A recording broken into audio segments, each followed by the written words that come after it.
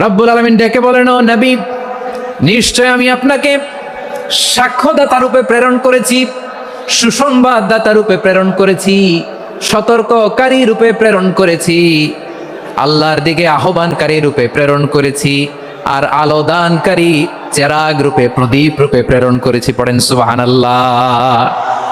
পাঁচটা বৈশিষ্ট্য। এক নম্বর, আল্লাহ তাআলা বলেন, হে নবী, নিশ্চয় আমি আপনাকে সাক্ষ্যদাতা হিসেবে প্রেরণ করেছি। সাক্ষ্যদাতা, বিষ্ণু ইসলাম সাক্ষ্য দিবেন, এজন্য শাহিদ। শাহিদ মানে সাক্ষ্যদাতা। আওয়াজ করে বলুন, শাহিদ মানে কি?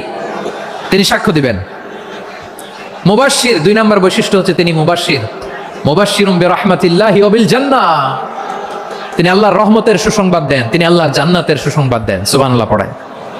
তিন নম্বর বৈশিষ্ট্য হচ্ছে নাযীর, তিনি সতর্ককারী, ওয়ার্নার, তিনি সাবধান করতে এসেছেন, রিমাইন্ডার দিতে এসেছেন যে আল্লাহর পথে যদি না চলো, শিরকি কাজ যদি না থামাও, তাহলে এমন আযাব আসবে, আল্লাহর পাকড়াও থেকে তুমি বাঁচতে পারবে না। তিনি নাযীর। বিষ্ণু ঈসা ইসলামের চার নম্বর বৈশিষ্ট্য হচ্ছে দাঈয়ান ইলাল্লাহ, তিনি আল্লাহর দিকে আহ্বানকারী।